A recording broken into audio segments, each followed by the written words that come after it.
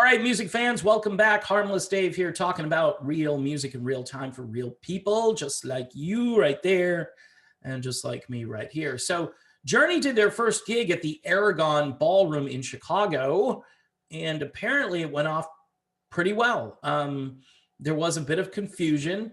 A few days before, we saw Dean Castronovo and Marco Mendoza just show up, and a lot of people are like, hey, they already hired a rhythm section. Why do they need another rhythm section? We find out, Randy Jackson had other stuff to do, which is still a little perplexing to me. And apparently Narada Michael Walden might have been having some trouble with some of the parts. I don't know that for sure. I know maybe they wanted to bring Dean in like an insurance policy, say, okay, this is our insurance policy here. Plus, he's a threat because he can sing and play drums. But what's even more interesting, well, that's already extremely interesting. So you could stop there. But I heard from a couple of sources that Jason Derlatka sang 3 songs, which I think for Jason Derlatka, that's a lot of material. And, I would say you give him 1 song, maybe. He's a great singer, though. So when Jonathan Cain says, hey, this guy is our secret weapon. And by the way, that takes a lot of humility from Jonathan Cain, who's a vocalist, who's becoming more of a vocalist these days. And I'm actually liking John's voice more. I think they could really pull off a version of Feeling That Way and Anytime with the way John is singing. I think they should definitely pull that out and have maybe Dean sing the corresponding part to the song. I think that would be amazing. But I do find it a little surprising that they gave Jason 3 tracks to sing. People start to speculate, well, maybe Arnell is on his way out. And, I don't know.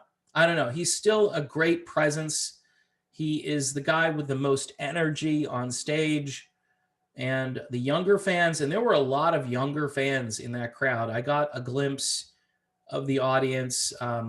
I did listen to a version of Wheel in the Sky, which I thought had a lot of energy in it, even though the audio quality wasn't all that impressive. I did feel a good vibe, a good energy. And unless you're in the room listening to it, you really can't judge, did they play all their parts correctly? And was it like the original song, or was it like an expanded version? There was a break in that song where Neil went off on guitar and did something completely different. So obviously they're going to allow Neil Schon to stretch out on guitar. And you've got Dean back there who can do a lot of improv. And obviously Narada is, jazz based in his approach at times to drumming, jazz and R&B. So it's an interesting mix. This is a super group. And then you've got just strong people out there to kind of back everybody up. If Jason Derlatka is your weakest link in the band, which he probably isn't technically, that's a good problem to have, And if people are worried about Arnell, should he be out there still? Is he a great vocalist? I mean, he's never going to be Steve Perry. You're going to hear this forever and ever. I don't know. I guess at this point, with what's going on in the world today, don't worry about it. Don't sweat it. I mean, nothing's going to be exactly the way it was 40 years ago. I mean, this is a very historic time if you're a Journey fan, because 40 years ago, the band was embarking on their Escape tour and they were tearing it up. And Escape was heading to be #1 on the charts. And Don't Stop Believin' and Who's Crying Now and Open Arms and Mother Father, all these songs were getting airplay. And Stone in Love, people forget how popular Stone in Love used to be. It should still be on every radio station today because it's probably my top 3 or 4 Journey songs of all time. It's just such a good riff, and just vocally Perry is just spot on like he always is.